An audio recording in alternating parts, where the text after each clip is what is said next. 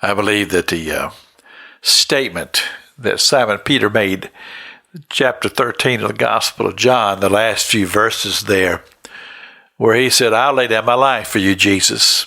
And Jesus responded by saying, "Is that so?"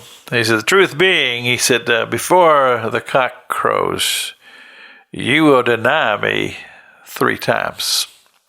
Well, I think this whole exchange really gives us some insight into the type of personality that Simon Peter was. I consider him to be a little brash, choleric, a very strong choleric personality. Sometimes arrogant, maybe even rude at times, and also a person who can become self-absorbed, outspoken.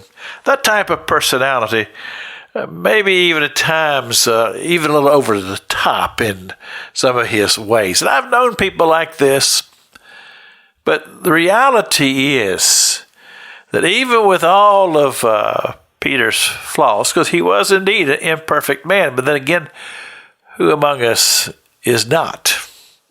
But I also believe that there was a man there with a spiritual quest. When I say a spiritual quest, I mean, I believe he had a heart after God.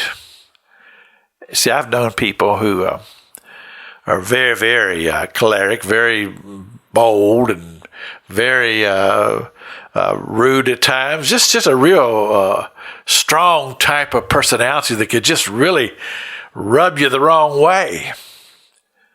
But yet, I believe even in a personality like that down in the depths of their soul, there is a flicker of a person who would have a quest for God. Often it's buried. It's been beat up. It's been squashed down over the years, and they've become hard and calloused. But it's amazing how something in their life could trigger it, to cause them to begin to seek and to wonder about life and solutions to problems that seem to be unsolvable.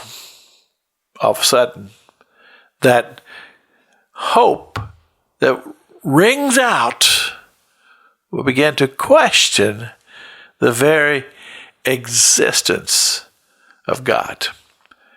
And when a person comes to that state where now they're questioning this thing where they kind of pushed God away, or any thought of God, any notion of God, they had pushed it all away to just put it out of their lives.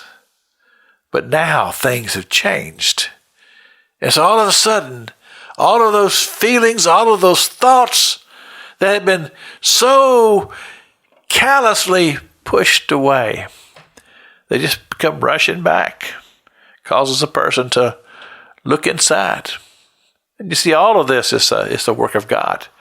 And I do believe that Peter was a man who had a quest. He had a desire to know more about God.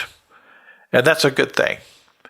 And I believe that I'm talking to people who you've kind of been going your own way. But down deep in your soul, you wonder about eternal things. And I would just pray that the light of the Holy Spirit would just come to you and just light that fire. This is Pastor Jack King with the gospel on the radio broadcast.